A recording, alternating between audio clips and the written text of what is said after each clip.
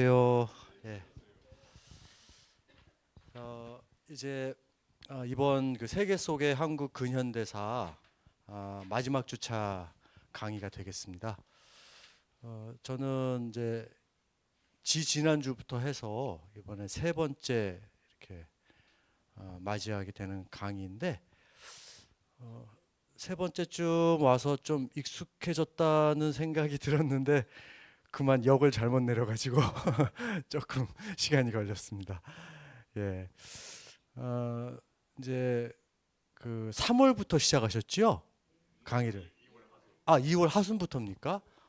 어휴, 그동안 굉장히 그 적지 않은 그 기간인데 이렇게 14주차 강의까지 이렇게 나와 주시고 또 강의 들어주셔서 너무 감사드립니다. 오늘은 이제 마지막 주차 강의가 되겠습니다. 1980년대 이후 한국 현대사에 대해서 이모저모 살펴보도록 하겠습니다. 주제는 크게 1980년대, 90년대 사회를 이렇게 한 주제로 하고, 그리고 90년대 이후부터 이제 최근까지의 흐름을 또 한 주제로 그렇게 준비해 보았습니다. 1990년대를 전후로 해서 시기 구분을 하는 이유는 1990년대 초에 그 이전 국제 정세, 세계사적인 정세와는 전혀 다른 새로운 환경이 조성되기 시작했습니다. 어떤 현상일까요? 1990년대 초. 네네네. 냉전에서 벗어난 시기. 그래서 탈냉전. 그렇게 얘기하죠. 탈냉전기.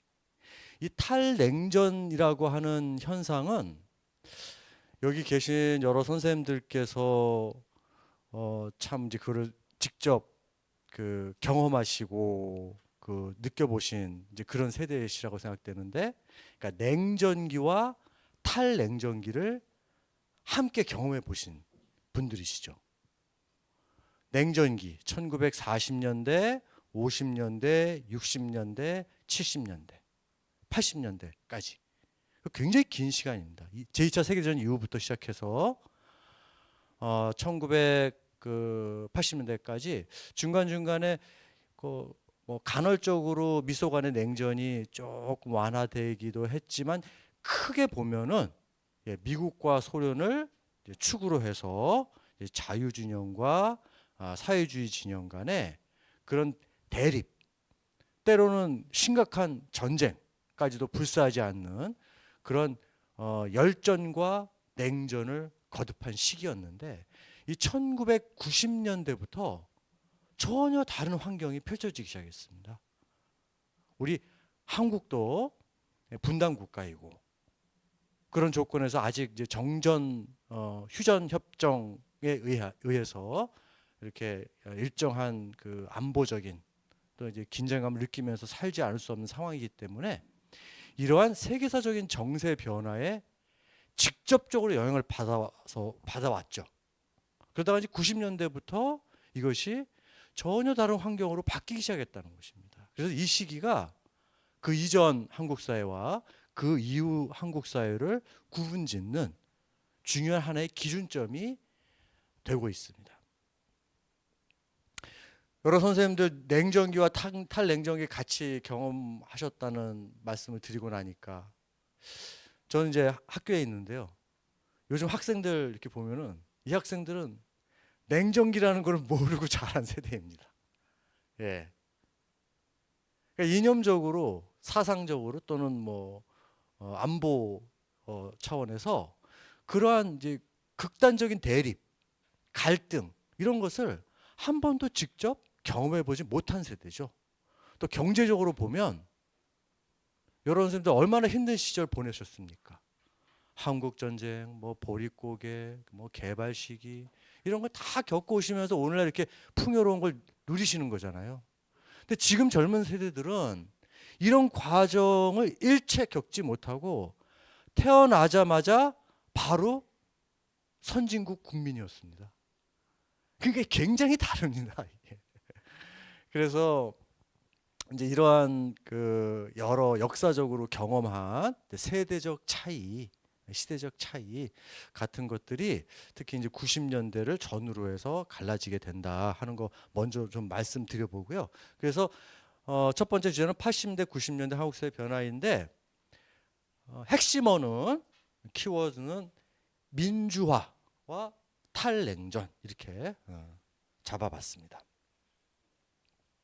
1980년대는 그 이전에 권위주의적인 군사 정권 시기를 거치고 민주화를 맞이한 시기 또는 우리 국민의 여러 노력에 의해서 민주화를 정치적 민주화를 이루어 나가게 된 시기 그렇게 볼 수 있겠습니다.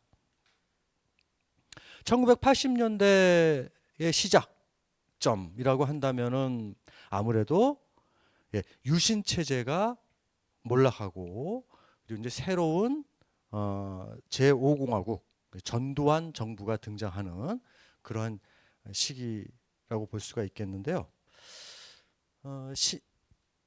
박정희 전 대통령이 이제 11.6 사건에 의해서 이제 박정희 정부 자체가 지난번에 제가 그걸 내파라고 표현했습니다. 안에서부터 이렇게 파괴되어 나가는 폭발해 나가는 외부적인 타격에 의해서 정권이 몰락하거나 무너진 것이 아니라 내적인 갈등에 의해서 스스로 자폭했다라는 의미에서 내파라고 하는 표현을 썼는데요. 그 직후에 정치적 변화에 대해서는 뭐 잘 이해하시리라고 생각합니다. 그래서 일일이 말씀드리지 않고 한두 가지 특징점만 같이 한번 나눠보도록 하겠습니다. 이 11.6 사건 직후에 정치 상황은 전국은 이제 급격하게 얼어붙기 시작하면서 공백기에 들어갑니다. 이때 정치권은 굉장히 혼돈에 빠졌고 반면 군부에서는 이 상황을 정치적으로 적극 대처하고자 하는 움직임이 있었던 반면 이른바 군 본연의 임무에 충실하면서 정치에 개입하는 것을 꺼려했던 흐름 이렇게 두 개의 흐름으로 대별되기 시작했습니다. 잘 아시는 것처럼 이 정치 참여파는 이제 전두환 씨와 그의 친구들이 되겠고 이 정치 중립파는 당시 육군 참모총장을 비롯한 군의 정통 라인이었습니다. 이 두 세력 가운데서 이제 전두환과 하나회 출신, 하나회는 뭔지 아시죠? 군부내에 있는 그 사조직. 뭐 다들 뭐 군대 경험 있으시겠습니다만 이 군대 내 사조직이라고 하는 것은 사실 뭐 원칙적으로 있을 수가 없는 현상이죠.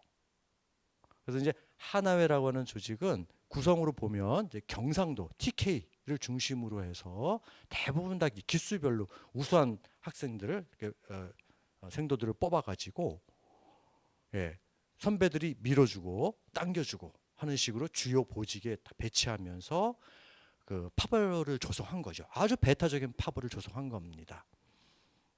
사실 하나회에 대한 연구도 이제 적잖게 이루어졌는데 이 하나회의 그 전신은 박정희 정부 시기 때부터 있었습니다. 그러니까 이제 우리 이걸 통해서 생각해 볼 수 있는 거는 이제 권위주의적인 성격을 띠는 군사 정권이 군부에 기반했기 때문에 군부를 장악하기 위한 그런 이제 공식적, 비공식적 노력을 하게 되는데 이러한 군부 내 사조직을 못 본 척 방기하면서 음으로 양으로 지원하면서 자신의 사병처럼 키워나갔다, 육성해 나갔다는 거죠. 그것이 이제 박정희 정부 시기에 그런 경험이 있었고 그런 혜택을 누렸던 전두환, 노태우 등등 이 하나회 출신 군부 인사들이 본인들도 그렇게 혜택을 누렸기 때문에 그러한 방식을 선호했다 이렇게 볼 수가 있겠습니다. 결국 이들에 의해서 12.12 군사 반란 이 사건은 지금 뭐 법적으로나 그다음에 뭐 역사적인 평가로나 뭐 군사 반란임에 틀림없는 그런 사건이라고 볼 수가 있겠습니다. 이러한 그 군부의 비정상적인 정치 개입 현상에 대해서 당시 야당이나 학생들, 지식인들, 뭐 재야 종교인들이나 이런 인사들이 당시 서울의 봄이라고 불렸죠. 1980년도 데모와 시위 집회를 통해서 비상계엄을 해제해라. 민주화 일정을 제시해라. 이런 요구들을 제시하면서 서울의 봄이라고 하는 그러한 분위기가 형성되었습니다만 5월 17일 날 신군부는 이 비상계엄 조치를 전국에 걸쳐서 확대하는 오히려 더 강력하게 펀치를 날리는 그런 방식으로 대응했죠. 그래서 우리가 지난 주차에 살펴봤습니다만 우리 한국 사회에 한 뭐 30여 년 가까이 이렇게 권위주의적인 군사 정권 시기가 있었는데 현대사에서 이 박정희 정부 시기나 이제 전두환 정부 시기 뭐 이후에 이제 노태우 정부 시기도 이제 연성화되긴 했습니다만 이 권위주의적인 군부 정권의 특징은 뭐냐 하면은 일단 반대되는 주장을 묵살한다는 것입니다. 이렇게 경청하고 대화하고 타협을 통해서 조금씩 양보해가면서 소통을 추구하는 게 아니라 일단은 힘으로 이렇게 누른다는 거죠. 이게 이제 권위주의적인 군사 정권의 가장 큰 특징인데 전두환 세력이 정권을 장악하는 과정에서도 이런 모습이 여지없이 나타나기 시작했다. 당시 신문의 한 장면입니다. 김재규 시해 사건 관련해서 이제 정승화 참모총장을 군부의 핵심 정통 라인이기 때문에 이걸 붕괴시키지 않으면 군권을 장악하기가 어렵거든요. 그래서 이제 정승화 참모총장을 김재규 사건하고 무리하게 연결시켜서 나중에 이제 혐의 없다고 판결을 받았습니다만 그런 식으로 해서 참모총장을 제거하는 그런 이제 군사 반란을 일으켰던 것입니다. 참고로 12.6 사건에 해당하는 이제 김재규 중앙정보부장 당시 중앙정보부장의 박정희 대통령 이제 살해 사건 같은 경우에는 우리 한국 현대사 연구자들뿐만이 아니라 정치학계에서도 그런데 연구라는 관점에서 보면 좀 공백 상태에 아직도 남아 있습니다.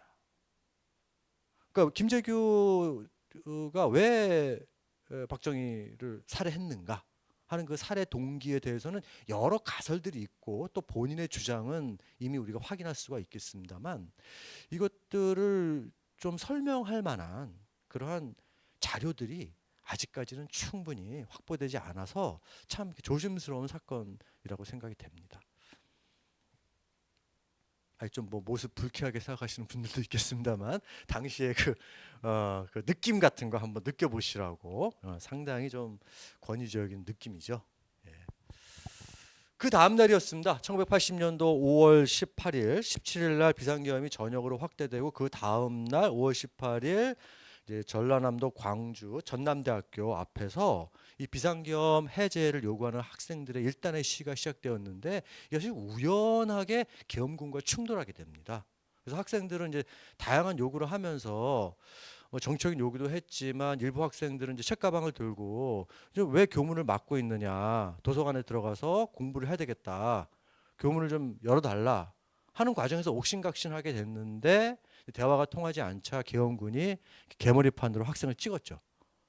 그래서 이제 피투성이가 돼가지고 분노한 학생들이 이제 그 학생을 막 이렇게 중심으로 해가지고 막 웅성웅성하기 시작하면서 이제 시위가 시작되었다고 그렇게 볼 수 있습니다. 그러니까 이 5월 18일 전남대 앞에서의 시위 사건이 확장되면서 우리가 이제 익히 잘 알고 있는 5.18 광주 민주화 운동이 시작이 된 건데요. 그러니까 이 사건 제가 이렇게 말씀드린 이유는 뭐냐면 이 사건이 그 누군가에 의해서 어떤 집단이나 세력에 의해서 굉장히 목적의식적으로 계획돼 가지고 준비된 그런 충돌 사건이나 뭐 접촉은 아니었던 것으로 그렇게 이해가 된다는 겁니다. 무슨 얘기냐 하면 이 5.18 민주화 운동이라고 하는 거는 당시 군사 정권 전두환 아직 뭐 정권도 아니지만 이 군부가 너무 힘으로 강압적으로 이렇게 누르는 과정에서 이제 혈기방장한 이제 대학생들이 그냥 맞서 싸우는 과정에서 굉장히 증폭되어 나갔던, 그래서 나중에 이제 걷잡을 수 없었던 그러한 이렇게 점점 이렇게 에스컬레이트 되는 과정으로 그렇게 본다는 겁니다. 기억나시는지 모르겠습니다만 제가 이제 첫 시간에 지지난 주차에 1950년 이제 한국 전쟁의 발발 원인에 대해서 설명할 때 제가 그런 얘기 했습니다.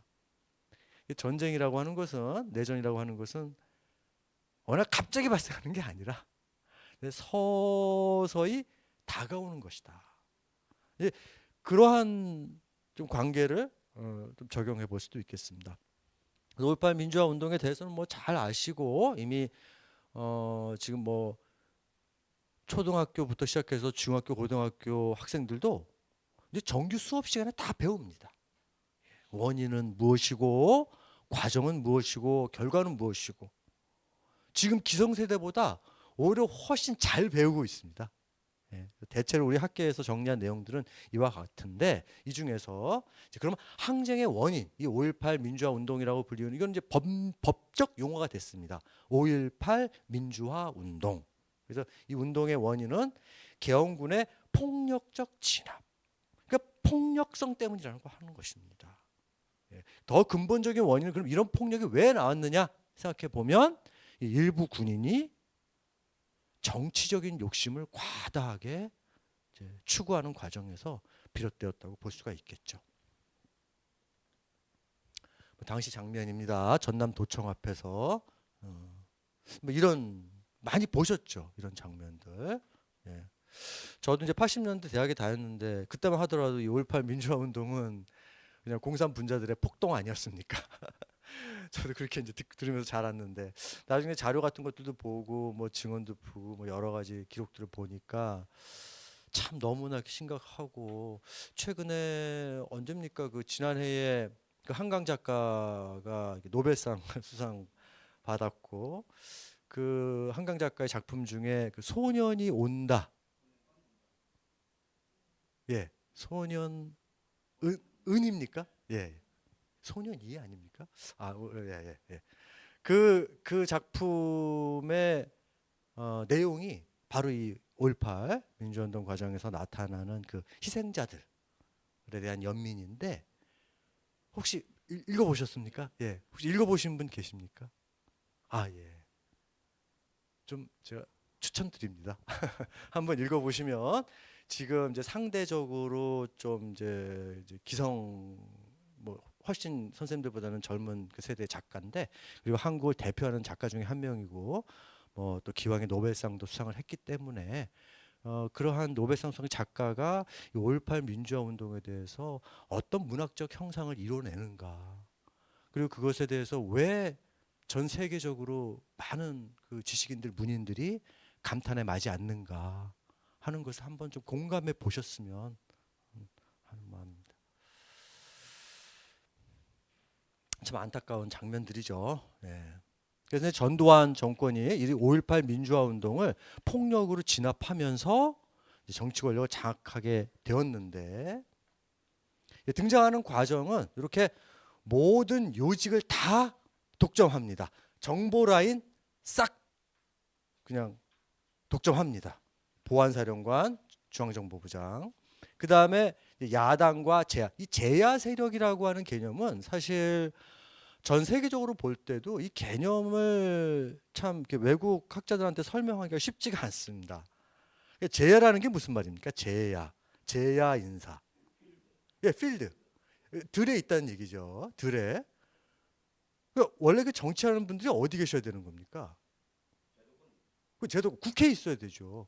국회에 있고 그다음에 현장에 있어야 되는데 민생 현장에 있어야 되는데 이게 그런 게 아니라 이게 그 권위주의 세력에 의해서 밀려가지고 정치 현장에서 밀려나가지고 그냥 떠돌이 생활을 하면서 야인처럼 생활을 하면서 정치 활동을 해나가는 그런 집단. 이게 한국에서 60년대 중반 이후로 이런 현상들이 나타나게 돼가지고 70년대 거치면서 80년대까지 제야 세력 또는 뭐 제야 정치인과 같은 그런 아주 희한한 개념들이 이렇게 통용화되었는데요. 그래서 이런 이제 세력들을 억압했다는 거죠. 그리고 70년대 유신 헌법의 기초에서 통대, 당시 통대라고 불렸죠. 기억나시죠? 예, 통일주체 국민회의 대의원 선거. 이 대의원들에게만 대통령을 뽑을 수 있는 그런 권리를 주었습니다. 어제 오늘 혹시 투표하셨나요? 사전선거? 아, 저 오늘 아침에 일찍 일어나가지고 했습니다. 화요일 날 좀 산소 갈 일이 있어가지고. 예. 그래서 이때는 이제 그 대통령을 아무나 뽑지 못하고 대통령을 뽑을 수 있는 권리를 가진 특정한 사람들이 있었죠. 우리 이런 현상은 인류 역사에서 보면 전 근대적인 현상입니다. 우리 근대사회에 진입하면서 모든 시민이, 국민이 이른바 보통, 평등, 직접, 비밀이라고 하는 4대 원리에 입각해서 이 선거 제도에 참여하기 시작한 게 뭐 얼마 안 됩니다. 진짜 얼마 안 됩니다. 우리 인류 역사는 그보다 훨씬 오랜 기간 동안 자신의 권리를 n분의 1로 실현하지 못한 역사예요. 어떤 사람이 그럼 그런 권리를 독점했느냐? 귀족들입니다. 귀족. 나면서부터 고결한 신분을 가지고 있다고 그렇게 믿었던 사람들, 그 믿어진 사람들. 그 다음에 아니 재력가들, 아니 뭐 정치인들, 이런 사람들만 그런 권한을 행사했던 것입니다. 이 1980년대 11대, 12대 이런 과정들을 보면 12대도 마찬가지인데 대통령 선거인단 제도라는 걸 만들어서 간접 선거를 하지 않았습니까? 지금 생각하면 정말 상전벽해죠. 여러분들께서 그런 것들을 다 경험하셨다는 거 아닙니까? 그래서 참 놀라운 거죠. 이런 극단적인 경험으로부터 시작해서 자유로운 경험까지 다 누려보셨잖아요. 이 80년대는 전두환 정권이 이런 과정을 통해서 출연하면서 이제 한미 간의 관계를 돈독히 해 나가는 과정, 그런 절차들을 밟아 나가는데 1981년도 1월 달에 당시 레이건 미 대통령이 전두환을 초청해서 뭐 아주 융숭하게 대접을 합니다. 그래서 많은 사람들이 깜짝 놀래요. 야, 이거 이렇게까지 대접할 일인가, 미국에서. 1981년 시점이면 레이건 대통령이 이제 막 취임한 상황입니다. 그래서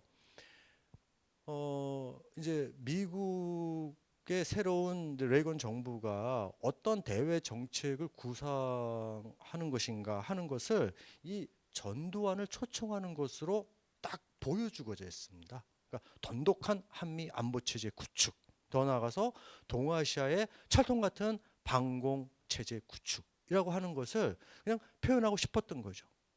더 나아가서 한미일 삼각 공조 체제를 굉장히 갖고 나가는데 노력을 했습니다. 낙하선회가 또 80선 낙하선회 수상 83년에 방한을 해서 이제 안보 경협 차원에서 40억 달러를 딱 줍니다. 이 당시 40억 달러가 사실 적은 돈이 아닙니다. 지난주에 1964년 한일 경제 협정을 한일 기본 조약을 타결하면서 일본으로부터 이제 5+1억 달러 받았다고 그랬잖아요. 그게 사실 이제 포항저철을 만들고 막 이렇게 국가 주도의 경제 개발을 하는데 굉장히 중요한 종잣돈이 됐는데 83년도 시점에서 40억 달러를 딱 전두환 정부가 받았기 때문에 날개를 달았죠. 80년대 이제 우리가 살펴보시겠습니다만 80년대 한국 경제가 굉장히 잘 나갑니다. 굉장히 급속도로 성장해 나가는데 외적 도움도 있었습니다만 이런 정치 군사적인 관계에서의 실효적인 도움, 그런 것들도 적지 않게 영향을 미쳤다고 볼 수가 있겠습니다. 반면 이제 민주화 운동 과정에서 보면 1982년, 83년 전두환 정부가 처음에 정치 권력을 장악할 때까지는 굉장히 아주 가혹하게 했죠. 다 때려잡았습니다. 그래서 어느 정도 이제 반대 세력도 제거하고 확실하게 권력을 장악했다고 생각하니까 사람이 어떻게 됩니까? 조금 여유가 생깁니다. 예, 쌀독에서 인신난다고 조금 여유가 생겨가지고 살 풀어주는 거죠. 요즘 표현으로는 밀당이라고 그러죠. 이렇게 밀었다. 이런 식으로. 그래서 이 유화 국면을 조성하는데 이 과정에서 이제 억압됐던 민주화 세력이 다시 등장하기 시작하면서 막 시위를 전개해 나가고 그 과정에서 85년도 2.12 총선 시기를 맞이하게 됩니다. 이 총선이 80년대 민주화 운동의 맥락에서 보면 굉장히 중요한 전환점이 됩니다. 이 당시에 양김 씨 그러면 우리 저기 지금 기성세대는 다 알잖아요. 요즘 학생들은 모릅니다. 양김 그러면 양김 무슨 뭐 양반김을 얘기하는 건 뭐 잘 모릅니다. 예. 이 양김이요 이때 딱 단합하지 않았습니까? 그래서 각자 후보를 내고 합의해가지고 후보를 냈는데 선전했죠. 그래서 국민의 민심이 드러나게 되고 그것을 계기로 해서 야당과 제야 인사들, 학생들, 지식인들, 뭐 종교인들 이런 사람들이 문화인들이 모여가지고 86년도부터 이른바 직선제 개헌 운동을 주장하면서 개헌을 주장하면서 민주화 운동을 본격적으로 전개해 나갔던 거죠. 그래서 80년, 87년도 이 직선제 전국 속에서 여러 이러한 이제 가혹한 탄압들 이런 것들을 이겨내고 또 전두환 당시 대통령의 이 헌법을 지키고자 한다는 그 제5공화국 헌법이죠. 7년제 단임 선거 이거를 이러한 이제 저항도 있었습니다만 결국은 6월 민주화 항쟁 또는 6월 항쟁 뭐 60항 뭐 민주화 운동 여러 가지 표현으로 볼 수 있겠습니다만 87년도 6월 항쟁을 통해서 당시 집권 정당인 민주정의당의 대표 최고위원 이제 노태우 의원의 그 6.29 선언을 이끌어내면서 개헌을 수용하고 양심수도 석방하겠다, 언론 자유 보장하겠다, 사면시키겠다, 민주화 일정 제시하겠다, 뭐 이런 여러 가지 조항들을 제시하면서 결국은 그해 말 12월에 제13대 대통령 선거가 치러졌습니다. 기억나시죠? 오늘 좀 살아오셨던 그런 기억들 제가 좀 소환해 보겠습니다. 87년도 12월 1로 3김의 대결이었죠. 1로 3김의 대결. 결과는 이렇게 노태우 후보가 유효득표 36% 얻어가지고 당선됐습니다. 지금 같으면 참 이해하기 어렵죠. 36% 얻어가지고 대통령이 됐습니다. 요 나머지 3김 합치면 무조건 이겼죠. 근데 이게 안 됐습니다. 그래서 잘 아시겠습니다만 이제 노태우 전 대통령은 이제 전두환 전 대통령과 함께 굉장히 베푸죠. 베풉니다. 육사 시절 때부터 전두환 생도가 이제 생도대장으로서 그 동기를 이끄는 리더였고 그 옆에서 찰떡같이 붙어가지고 엄호하던 사람이 노태우였습니다. 결국은 이제 이게 뭐 완전히 학문적으로 확인된 얘기는 아닙니다만 요 이제 중요한 멤버들이 그렇게 자기들끼리 약속을 했다 그래요. 이제 전두환 너 0번, 그다음에 노태우 1번, 뭐 정호영 3번 이렇게 해가지고 7년씩 해보자고 뭐 그렇게 좀 그런 식으로 굉장히 그 돈독한 그런 관계죠. 결국 이 어떻게 보면 12.12, 5.17 이 세력, 이 쿠데타 세력을 이 선거를 통해서 직선제 선거를 통해서 이 87년도에 좀 차단할 수 있는 기회가 있었다고 생각합니다. 근데 사실 역사라고 하는 거는요, 그냥 우리가 이렇게 역사적 상상력을 발휘해 보는 것뿐이지 뭐 지나간 거 어떻게 돌리겠습니까? 그래서 아쉬운 선거 결과라고 이제 많은 사람들이 뭐 그렇게 얘기를 합니다만 뭐 어쩔 수 없는 그런 결과로 이어지게 되는 겁니다. 당시 이 과정에서 희생됐던 이한열 학생이죠. 요 13대 대통령 선거 투표율 잠깐 소개해 보겠습니다.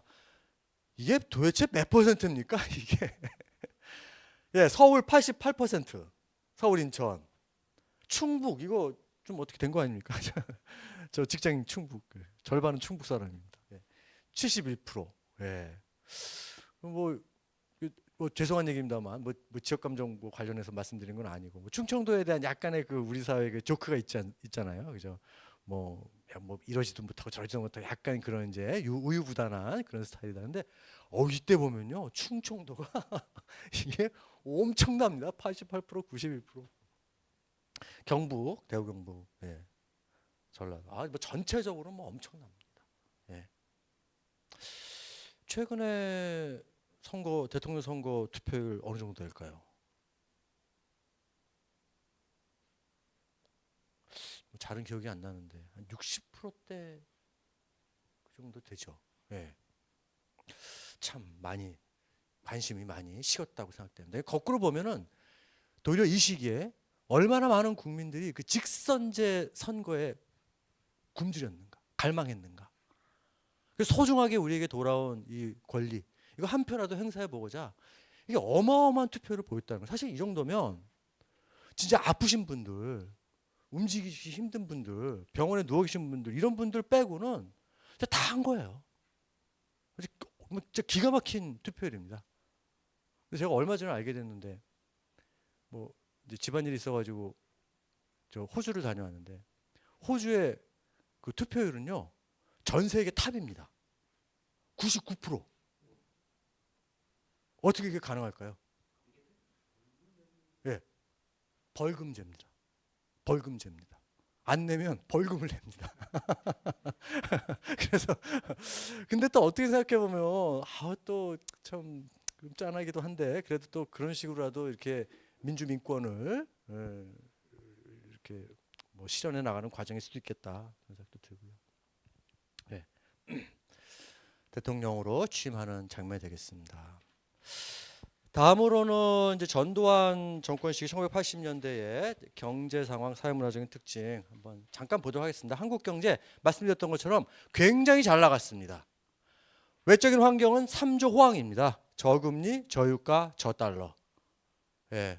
그래서 잠깐 이렇게 헤엄을 쳐도 막 엄청난 속도로 그런 그 영향력이 그 행사되는 그러한 외적인 조건에다가 또 이제 근면성실한 60대 70년대 경제 개발기를 겪으면서 이제 근면성실한 이제 국민들의 그런 노력들 이런 것들이 더해지면서 굉장히 성장을 보였습니다. 그래서 1980년대 경제가 전반적으로 호황기였고 나쁘지 않았다는 인상이 있기 때문에 뭐 여러 선생님들 어떻게 기억하실지 모르겠습니다만 우리 한국 사회에서 상대적으로 이제 좀 기성세대들 같은 경우에는 가끔 그런 얘기들 하시죠.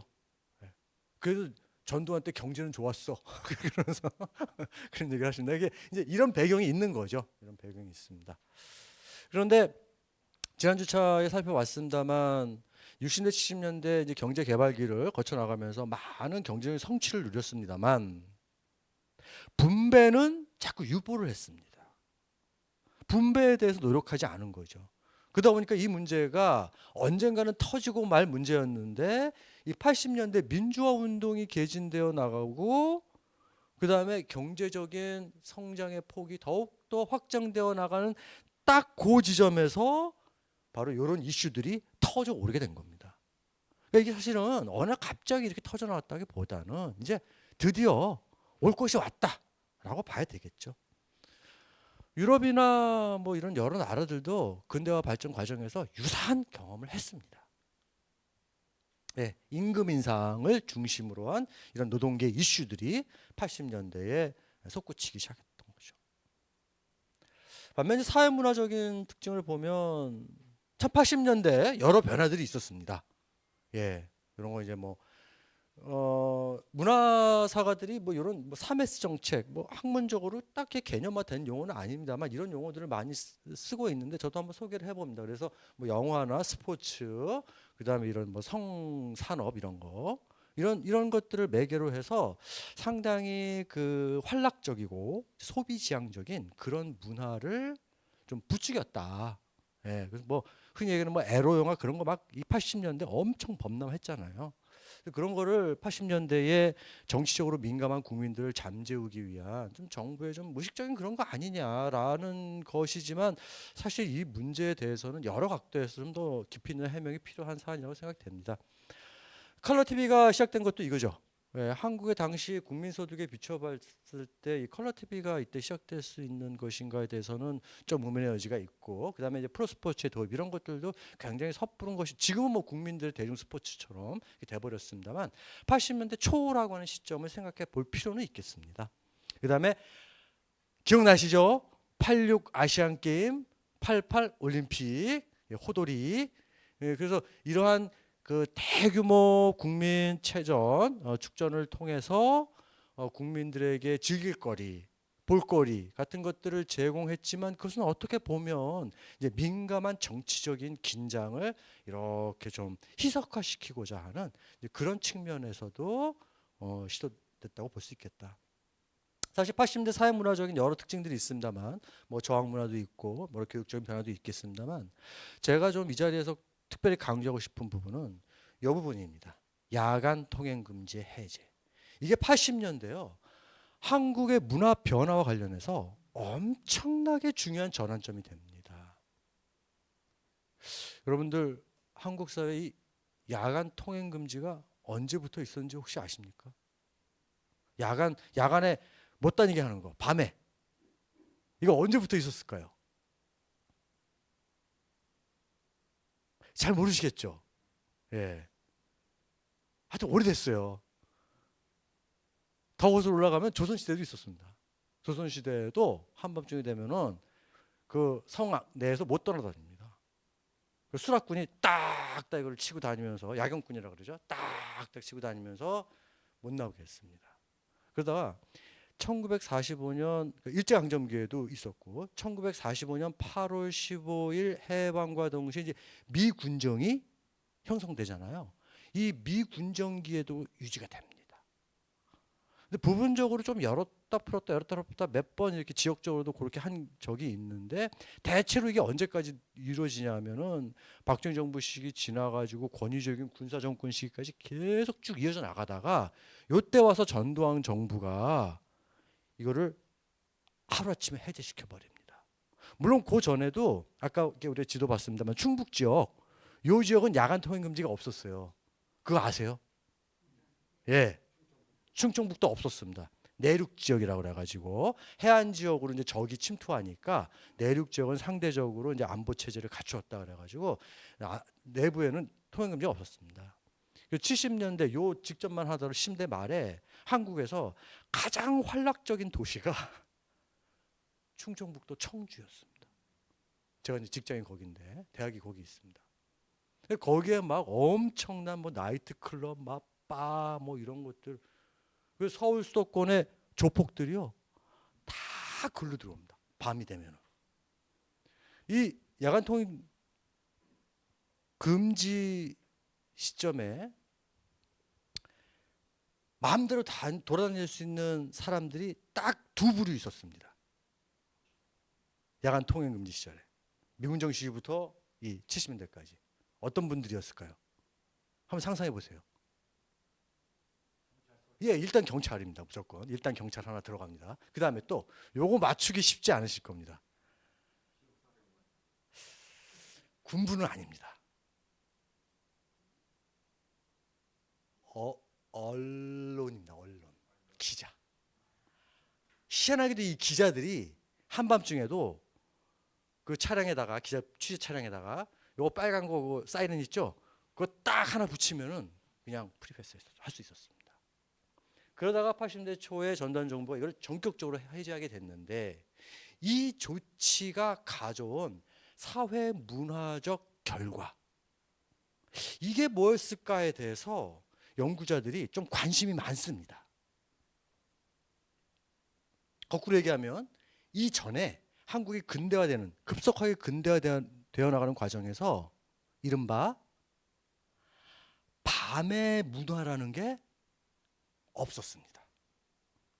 아무리 놀아도, 저녁 때부터 열심히 놀아도 밤 12시 되기 전까지는 무조건 집에 가야 되니까 올라이트라고 하는 개념이 없었다는 거죠. 그러다가 80대 초가 되면서 이제 밤새도록 영업할 수 있고 막 이렇게 할 수 있는 이러한 상황이 조성되었기 때문에 이른바 소비 지향적인 향락 산업이 80년대에 갑자기 급부상하게 된 겁니다. 뭐 여러 나라들 뭐 다녀보신 분들 잘 이해하시겠습니다만, 뭐 미국이나 유럽이나 보면은 저녁 때부터 썰렁하죠. 다 썰렁하면 다 그냥 상점 문 닫고 어디면 늦게까지 뭐 술 먹을 데가 어디 있습니까? 그냥 타운에 나가야 겨우 한두 군데 늦게까지 뭐 문 여는 그런 술집이 있을 정도잖아요. 근데 한국이나 요게 공통점이 뭐냐면 한국과 뭐 일본도 좀 그렇고요. 그 다음에 뭐 중국도 그렇고 뭐 대만이나 뭐 이런, 그러니까 이제 근대화를 일으켜 경제적인 근대화를 일으켜 나가는 과정에서 갑자기 급성장한 나라들 있죠. 이런 나라들이 희한하게 이 밤의 문화가 찬란합니다. 그리고 밤의 문화의 그 정체성은 사실은 굉장히 소비지향적인 거죠. 이건 돈이 있어야 됩니다. 돈이 있어야 즐기고 누릴 수 있는 그러한 굉장히 그 희한한 문화가 이때부터 형성이 된 겁니다. 그렇지 않아도 60년대, 70년대 개발 중심의 경제 성장을 거쳐나가면서 이 물질 중심, 황금 만능적인 사고가 우리 한국 사회에 편만하게 자리 잡게 되었는데, 80년대에 어떻게 보면 기름을 부었다 이렇게 볼 수가 있겠습니다. 그런 점에 대해서 한 번쯤 뭐 성찰해 볼 수 있겠다 싶어서 소개를 해봅니다. 이어서 1990년대 한국 사회에 대해서 살펴보려고 하는데요.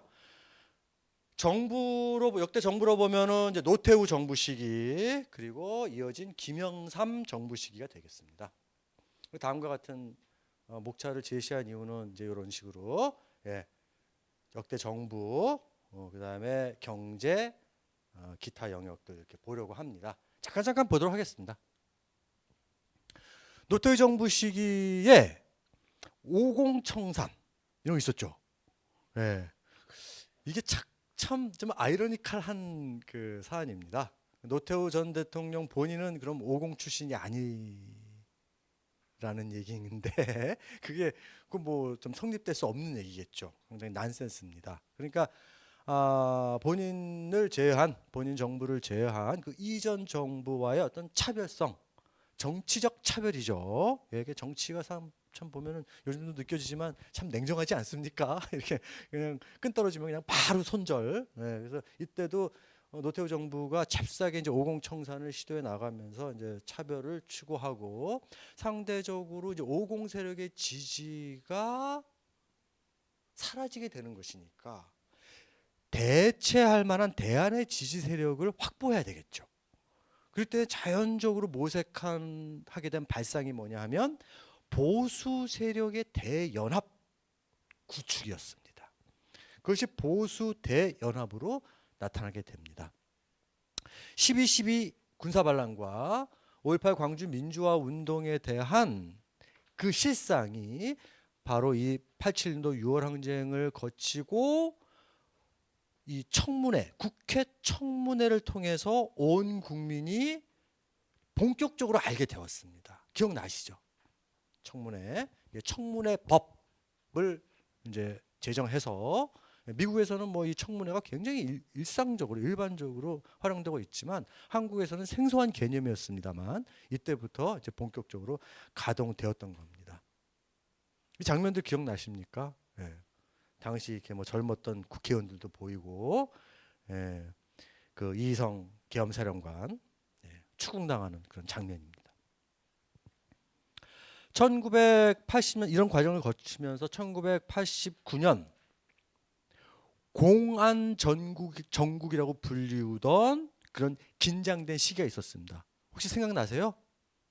그 시작점은 문익환 목사께서 정부와 상의하지 않고 그 유럽을 거쳐가지고 북한으로 들어가서 김일성을 만나갖고 통일 문제를 협의하기 시작한, 당시로서는 정말 충격적인 사건이었습니다. 네, 엄청 충격적인 사건이었죠. 이 사건을 계기로 해가지고 삽시간에 이제 전국을 긴장시키면서 전세를 역전시키기 시작합니다.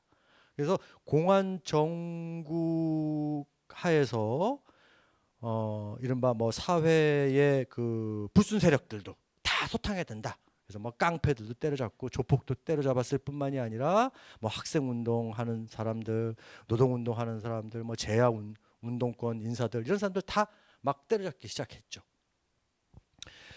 동시에 약화된 자기의 지지 세력을 확보하기 위해서 보수 대연합을 추구해 나가면서 인위적인 정계 개편을 단행하게 됩니다. 1990년 벽두죠.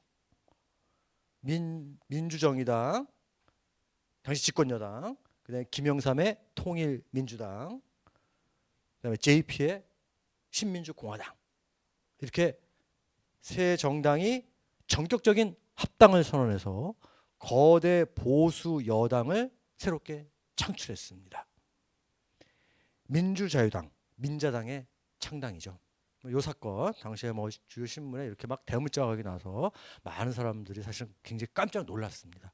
근데 이 사건을 계기로 해서 이후에 막 본물이 터진 것처럼 뭐 학생들도 막 대표단을 몰래 파견하고 뭐 종교 인사들도 막 그 북한을 방문하고 이러는 과정에서 이제 민간 차원에서 이 통일 이슈를 막그 간섭하기 시작하는, 이전과는 전혀 새로운 그런 분위기가 형성되기도 했습니다.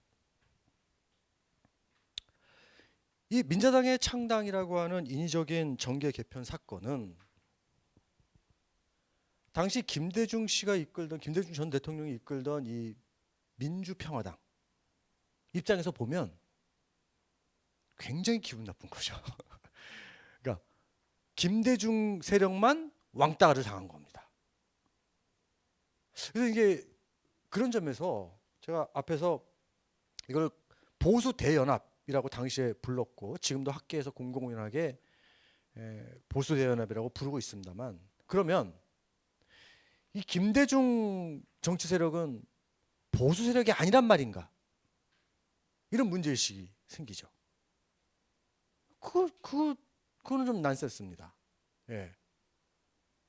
김대중 정부, 이게 사실은, 그러니까 이게 우리 한국 사회에서 보수와 진보라고 하는 게 좌파의 보수성을 좀 더 강조하기 위해서 상대적으로 덜 보수적인 세력을 진보라고 하는 경향이 있습니다.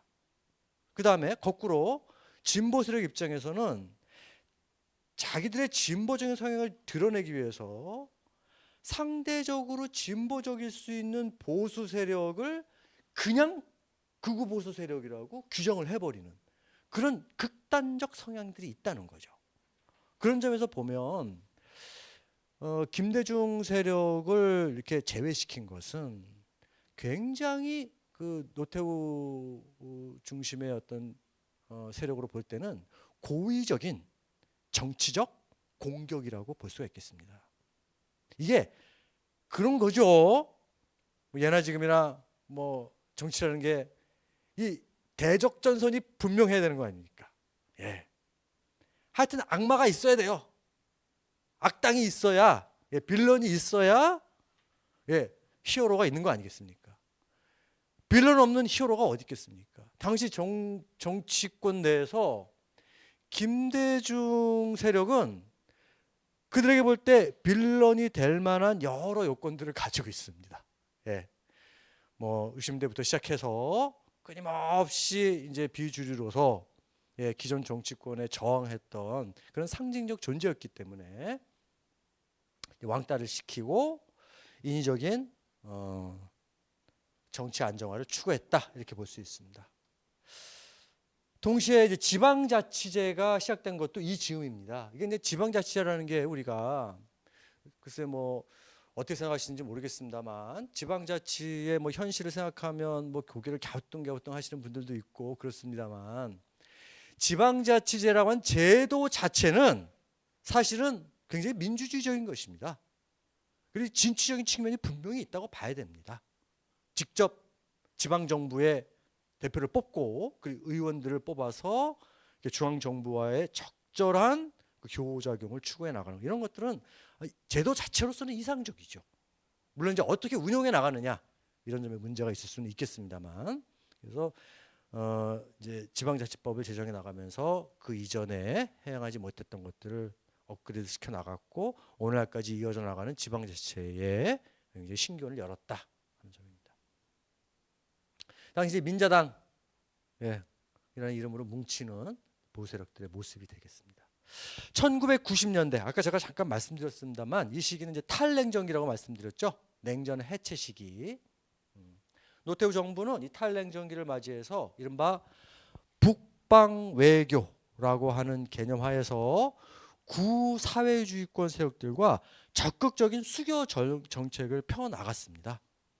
그래서 이제 소련에게, 러시아에게도 뭐 제공을 해주고, 그다음에 뭐 헝가리를 시작으로 해가지고 뭐 여러 나라들과 수교를 해 나가면서 이들의 힘에 의해서, 이들의 지원을 받아서 거꾸로 북한을 포위해 나가는 이제 그러한 전략을 구사했을 뿐만이 아니라 1989년도에 이르러서는 77 선언을 발표해서 북한을 선의의 동반자라고까지 표현하는 등 이전 정권에서 볼 수 없는 굉장히 새로운 그러한 대북 제스처를 보였습니다.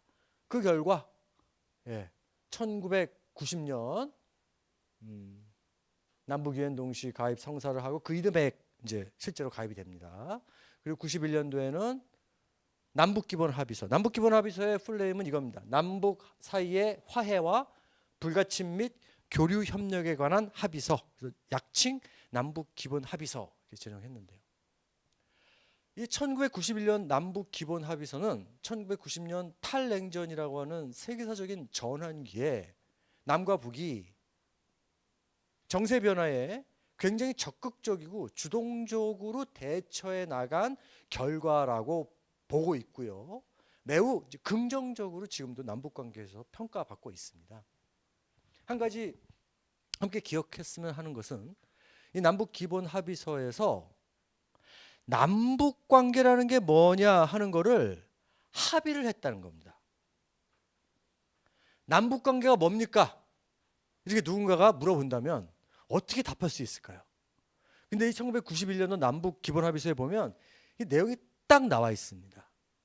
이거 잠깐 한번 보시죠. 남북 관계란 남북의 관계가 나라와 나라 사이의 관계가 아닌, 이렇게 시작합니다. 나라와 나라 사이의 관계가 아니다. 아니 이게 도대체 무슨 말인가요? 나라와 나라 사이의 관계가 아니라 무슨 관계라는 겁니까?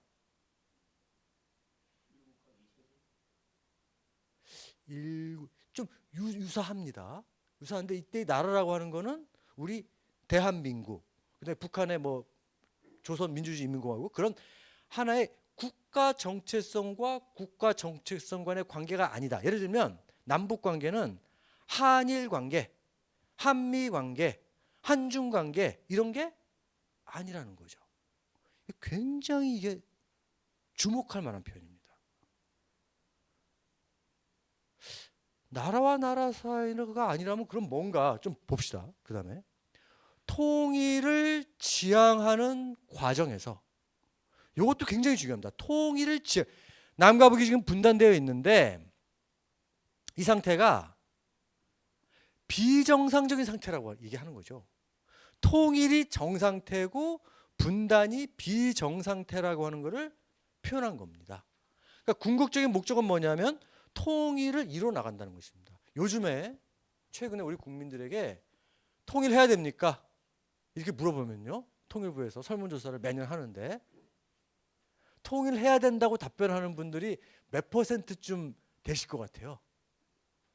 50% 미만. 확실히 미만입니다. 50%도 많이 쓰신 겁니다. 30%대입니다. 30%대. 완전히 격세지감 아닙니까? 예전에는 거의 대부분 아니었을까요? 뭐 통일이 안 된다고 될 필요가 없다, 되지 말아야 된다라고 하면은 이거 뭐 매국노라고 손가락질 당한 그런 시절 아니었습니까?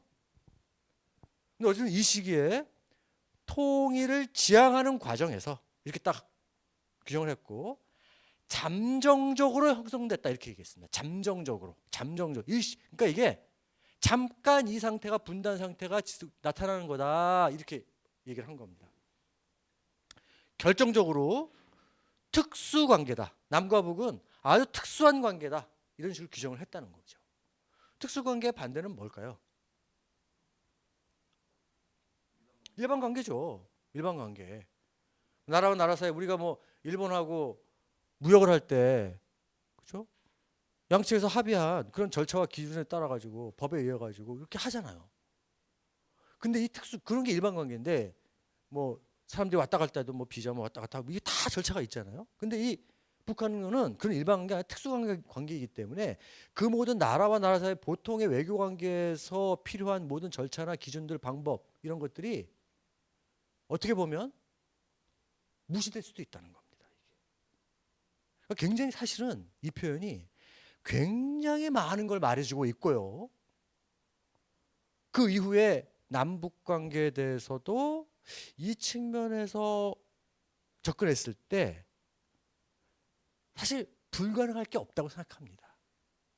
근데 지금은 사실상 뭐 그 이후에 남북 관계가 몇 번 그 냉탕과 온탕을 왔다 갔다 하면서 이제 지금 이제 사문화 되다시피 그렇게 했습니다만, 예, 유엔 동시가입 이것도 참 역사적인 사건이라고 생각이 돼서 좀 소개해 보고요. 김영삼 정부의 성격과 특징 이어서 보겠습니다. 92년 대선에서 민자당 후보로서 김영삼 YS가 대통령이 됐죠. 사실 이 3당 합당 과정에서 뭐 김종필 씨의 합당은 뭐 충분히 뭐구 그 유신 세력의 뭐 본당처럼 인식이 되었기 때문에 자연스러웠습니다만, YS가 합당한 것에 대해서 많은 사람들이 좀 의아한 측면들이 있었는데 결국은 이제 YS는 그만큼 이렇게 집권력이 강했다고 볼 수가 있겠습니다.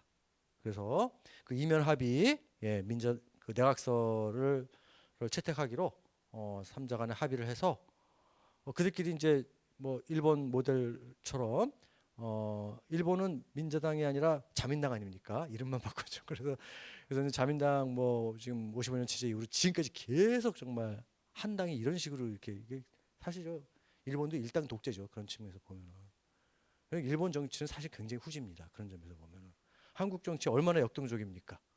한번 이쪽에서 하고 한번 이쪽에서 하고 저는 그뭐 굉장히 좀 어떻게 보면 풍요로운 측면이 있다고 생각되는데요. 그러니까 이 자기들끼리 오랫동안 보세력이 이 내각제를 통해 가지고 정권을 계속 그렇게 유지하려고 하는 그러한 측면에서 합의를 했던 거죠. 근데 딱 화장실에서 나오고 보니까 생각이 달라진 겁니다. YS가. 그래가지고 이거 폭로해가지고 내각제 합의서 찢어버리고, 예, 약속을 이행하지 않았죠. 근데 그런 점에서 보면 확실히 승부사적인 기질이 있습니다. YS. 스스로 문민정부라고 표방했습니다. 군부 정권이 아니라고 하는 거죠. 자신은 노태우 정권과 연합이라고 해야 될지 뭐 야합이라고 해야 될지 뭐 하여튼 뭐 결합을 했습니다만 그 결과 대통령이 됐습니다만 어쨌든 자기는 문민정부다 이거죠. 그래서 민주적인 민간정부를 강조했다. 문민정부 김영삼 정부의 주요한 뭐 공적이라고 할까요? 그런 것 중에 흔히 거론되는 것이 바로 금융실명제입니다. 사실 이거 뭐 경제민주화라고 하는 개념에서 입각해 볼 때 이 금융실명제가 가져온 긍정적인 효과라고 하는 건 사실 엄청났고요. 이른바 이제 지하경제라고 하는 그 것들을 우리가 좀 거의 이렇게 유명무실화 할 수 있는 뭐 여전히 지하경제가 있습니다만 그 상쇄시킬 수 있는 그러한 제도적 진전이라고 하는 측면에서 의미 있다고 생각이 됩니다. 그다음에 단체장 선거. 또 하나는 역사 청산을 내세웠죠. 그래서 이제 하나회를 제거, 해산 명령을 내렸고요. 전두환, 노태우 두 전직 대통령을 법의 이름으로 단죄했습니다. 95년도에 5.18 특별법을 제정해서 이때부터 공식적으로 5.18 민주화 운동이라고 하는 명칭으로 쓰게 됐고요. 1995년도 광복 50주년을 맞이해서 조선 총독부 건물을 발파 해체 공법에 의해 가지고 폭파시켰고 그거를 생중계하면서 온 국민이 지켜보았습니다. 일제 잔재를 청산했다 이거죠. 근데 한편으로 생각해 보면은 일제 잔재를 청산한다는 게 그런 식으로 남아 있는 거 눈에 보이는 거 건물 폭파한다고 해서 일제 잔재가 정말 없어지는 겁니까? 어느 정도의 가시적인 효과는 있겠습니다만 사실 진짜 일제 잔재는 뭐겠습니까? 어디에 있는 거겠습니까? 우리의 생각이나 우리의 마음이나 우리의 행동이나 우리의 언어나 그런 것에 많이 남아있다고 생각됩니다. 그러니까 보이는 것, 보이지 않는 것 이런 측면에서 보면 사실 보이는 것보다 어떻게 보면 보이지 않는 것이 더 중요할 수가 있겠습니다. 근데 하여튼 뭐 이 사건 자체가 굉장히 광복 50주년을 맞이하는 국민들의 마음속에 하나의 이제 각성의 계기가 되었다라고 볼 수는 있겠습니다. 기억나시죠? 이 장면. 법정에선 두 전직 대통령. 역대 대통령 중에서 이렇게 법정에 서지 않는 사람들이 정말 몇 사람이나 됩니까? 그런 생각하면 좀 많이 안타까운데요.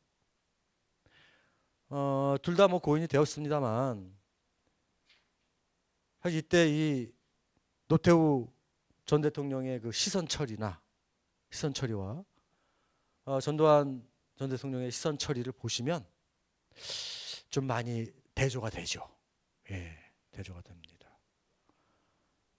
공교롭게도 최근에도 또 이제 두 자제분의 태도 자체도 완전히 다르더군요. 그래서 사실 뭐 과거에뿐만이 아니라 누구나 개인이나 집단이나 뭐 그 누구나 다 우리는 잘못하면서 삽니다. 사고를 치고 잘못을 저지르고 다른 사람들에게 피해를 주면서 살죠. 그러나 그것을 좀 돌아보고 반성하고 뭐 회개랄까 그런 것들을 하는데 저는 정말 인생의 가치가 있다고 생각되는데 어떻게 생각하십니까? 그런 점에서 자신의 잘못을 깨끗하게 인정하고 이렇게 용서를 구하지 못하고 다 이제 고인이 되셔가지고 그런 부분들이 조금 안타깝다고 생각이 듭니다. 이 김영삼 정부 시기의 초기에는 남북 관계가 상당히 적극적으로 이제 발전해 나가는 것처럼 보였습니다만, 그래서 1994년도에 이제 분단 역사상 최초로 남북 정상회담을 합의를 했죠. 네. 1994년 7월입니다. 7월 초에 딱 합의를 했습니다. 그런데 그 뒤로 바로 이제 김일성 당시 북한 저 이제 주석이었죠. 조선노동당 김일성이 갑자기 사망합니다. 심근경색으로. 그게 7월 8일입니다. 1994년 7월 8일. 그러니까 합의한 다음에 며칠 지나지 않아서 합의한 상대방이 갑자기 심장마비로 죽은 거예요. 그 과정에서 우리 한국 사회 내부에 이른바 조문 논란 또는 조문 파동이라고 하는 이슈가 형성되었습니다. 안보의식에 투철한 이제 보수 세력과 보수적인 입장을 가진 기성세대 분들 같은 경우에는 김일성이 잘 죽었단 말이지. 저 민족 상잔의 원흉 아니냐. 근데 무슨 뭐 개뿔 무슨 조문이냐. 말도 안 된다. 조문을 주장하는 사람들은 이거는 진짜 정신 나간 사람들이다. 뭐 이런 이제 입장이셨던 반면에 또 한쪽에서는 전쟁 시기에도 상대국의 지도자가 죽으면 뭐 외교적인 의례를 표하는 것이 상례고 엊그저께 남북 정상회담을 하기로 한 대화 파트너 아니냐. 그러면 최소한 외교적으로라도 조문 표시를 하고 그 이후에 좀 후사를 도모해야 되는 거 아니냐. 이런 입장으로 이렇게 대별이 됐던 겁니다. 그래서 정치권은 정치권대로 갈등을 하고 또 뭐 지식인 사회에서는 지식인 사회에서 갈등을 하고 막 이런 식으로 굉장히 혼돈스러운 그런 상황. 그러니까 사실 이거는요. 이 시기까지 1990년대 중반 우리 한국 사회의 인식 수준이었다고 생각됩니다. 그냥 자연스러운 거죠. 사실 지나고 보면 자연스럽지 않은 게 어디 있습니까? 모든 것이 그렇지 않습니까? 네. 당시 상대적인 그 진보성을 표방하던 이제 한겨레 신문, 지금은 제호가 바뀌었죠? 한겨레. 근데 지금 그때는 이제 한겨레 신문이 있는데 김일성 주석 사망 이렇게. 요거 예전에 미다시라고 그랬잖아요. 지금 표제라고 그러는데 일본말 쓰면 안 되죠. 표제. 그리고 김일성 사망. 요거 동아일보 김일성 사망 이런 식으로 좀 온도차가 있죠. 당시 경제적 상황, 대외관계 한번 보도록 하겠습니다. 1990년대, 80년대부터 시작되었습니다만 90년대 이르기까지 이건 개방 경제 시기, 경제 자유화 시기 이렇게 볼 수가 있습니다. 국제적으로는 가트와 우루과이 라운드 체제 입각해서 모든 분야에 걸쳐서 경제사회 모든 분야에 걸쳐서 개방을 추구하는 이른바 신자유주의의 물결 아주 지배적인 그런 시대가 되었습니다. 따라서 우리 한국 사회도 기억나시죠? 세계화. 세계화라고 하는 어젠다가 이때부터 막 막 유행이 됐잖아요. 예. 글로벌라이제이션, 예. 세계화. 그래서 뭐 초등학생들도 세계화를 얘기하고 막 어른들도 세계화, 그런 시대였죠. 그 결과 예. 쌀 시장뿐만이 아니라 가장 기본적인 우리 이제 쌀을 중시 여기는 우리 한국 사회에서 쌀 시장뿐만 아니라 뭐 지적, 그 당시에 굉장히 생소한 개념이었습니다. 지적 재산권. 다른 사람이 이렇게 한 거 함부로 막 이렇게 하면 안 됩니다. 제가 이렇게 요 그 강연에 올린 거 이런 거 함부로 막 유포하시면 안 됩니다. 그 지적 재산권, 그런 개념들 이때 우리가 이해하게 되었습니다. 그러니까 어떻게 보면 이 글로벌라이제이션, 세계화라고 하는 것이, 그러니까 세계 표준화라고 하는 이제 문화적인 어떠한 그 우리 인류가 추구해 나가는 가치를 이제 공통적인 그 규범에 입각해서 함께 업그레이드 해 나가는 측면이 있었지만, 약자에 해당되는 국가들 같은 경우는, 사회들 같은 경우에는 이 과정에서 적지 않게 치이고 공경에 처하기도 했다. 그런 양면성이 있다고 봐야 되겠죠. 1997년 시점에서 수입 자유화율 99.9%, 거의 뭐 다 이제 수입 자유화해 나가게 됐습니다. 그래서 이 90년대 2000년대가 되면 이제 작은 이런 그 마트가 말이죠. 미국의 월마트 이런다고 막 경쟁하지 않으면 안 되는 이제 그런 상황으로 가게 되는 겁니다. 지금 우리가 아주 실감하는 그런 치열한 그 글로벌 그 경쟁 시대에 진입하게 되는 거죠. 김영삼 정부는 이 즈음에 이른바 선진국 클럽이라고 얘기하는 경제협력개발기구 OECD에 가입하는 그러한 뭐 용기라고 할까요? 만용이라고 할까요? 뭐 한편에서는 굉장히 뭐 많이 내세웠습니다만, 이 당시만 하더라도 OECD 클럽 내부에서 한국의 모든 그 지표는 굉장히 그 낮았습니다. 그래서 좀 무리한 것이 아니냐 하는 그런 논란, 그런 이슈들이 있었죠. 급기야 1997년에 한보 철강 부도를 시작해서 대기업들이 연쇄 부도 사태를 일으키고 금융 질서가 뭐 근본적으로 교란되는 등 외부의 도움에 의하지 않으면 한국 경제가 지탱할 수 없는 대단히 예외적인 상황에 직면하게 되었습니다. 우리가 이것을 IMF 외환 위기, 경제 위기 이렇게 부르지 않습니까? 1945년 말, 오늘 들으셨겠습니다만 이른바 모스크바 3.3 결정 소식이 전해지게 되면서 신탁 통치와 관련된 이슈가 급부상했죠. 이 사건은 마치 제2의 경제적 신탁 통치를 연상케 하는 한 나라의 정부가 독자적으로, 독립적으로, 자립적으로 거시경제권을 운용할 수 없는 아주 예외적인 상황에 몰리게 된 겁니다. 그래서 이른바 구제금융이라는 명목으로 200억 달러를 수혈받아가지고 메워야 했습니다. IMF 양학서 체결을 발표하는 김영삼 전 대통령의 모습이고요. 외환 보유액 추이 소개해 보는데요. 예, 97년 IMF 위기 때, 뭐 완전히 바닥을 찍었죠. 그래서 점점 회복을 해서 잘 나가다가 2008년도에 또 한번 이제 글로벌 금융위기에 직면해서 또 한번 떨어졌다가 다시 또 이렇게 해서 지금 계속 이제 승승장구에 나오고 있습니다. 지금은 뭐 금융 위기에 대한 뭐 그 걱정을 얘기하는 분들이 계시지만 아직 뭐 지표상으로 그렇게 위기 경보까지는 아니라고 봅니다.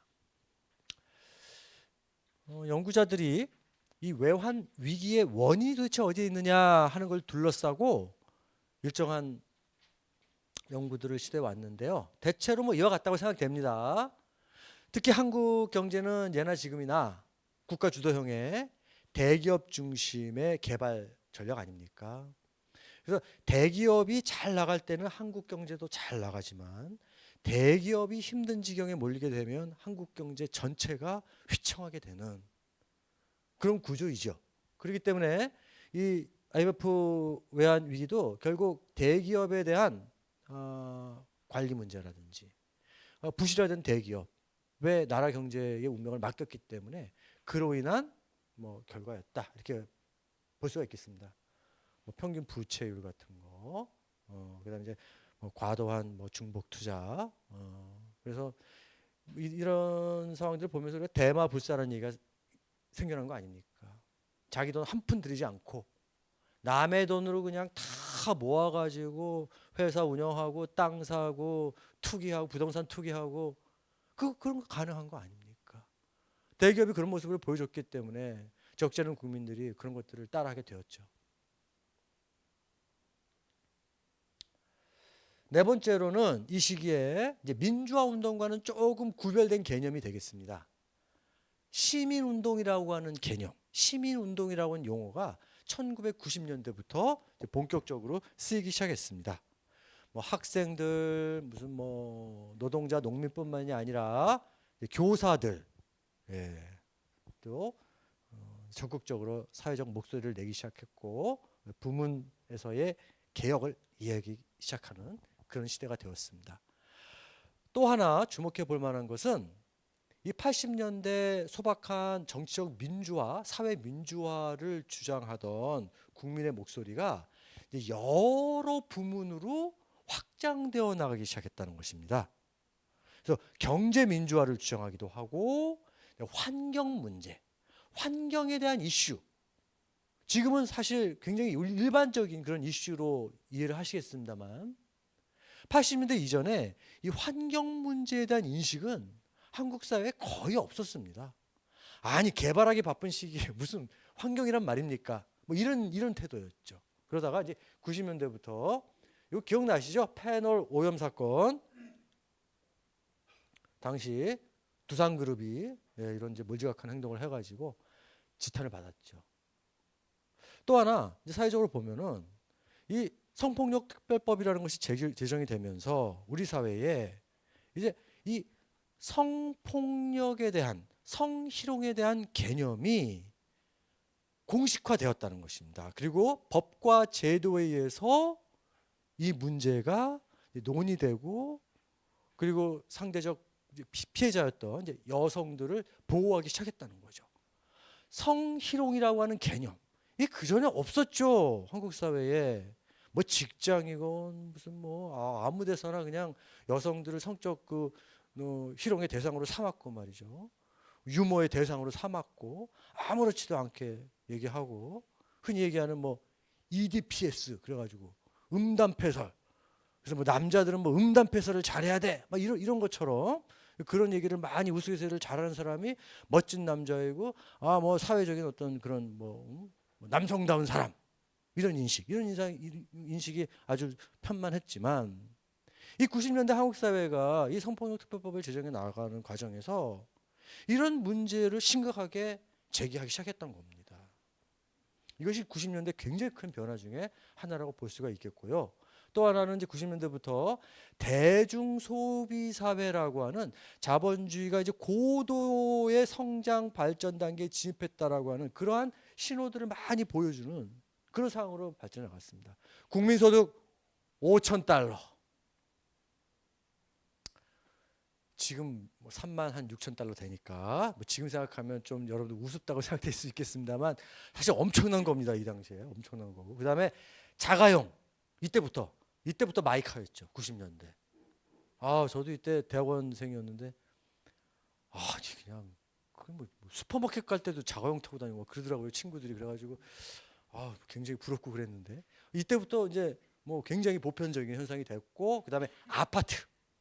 너도 나도 할 거 없이 아파트 몰입하는 그런 상황이 됐습니다. 네, 이런 흐름들 한번 쭉 살펴보고요. 잠깐 쉬었다가 2차 시로 넘어가도록 하겠습니다. 16분이니까 30분까지 휴식하도록 하겠습니다.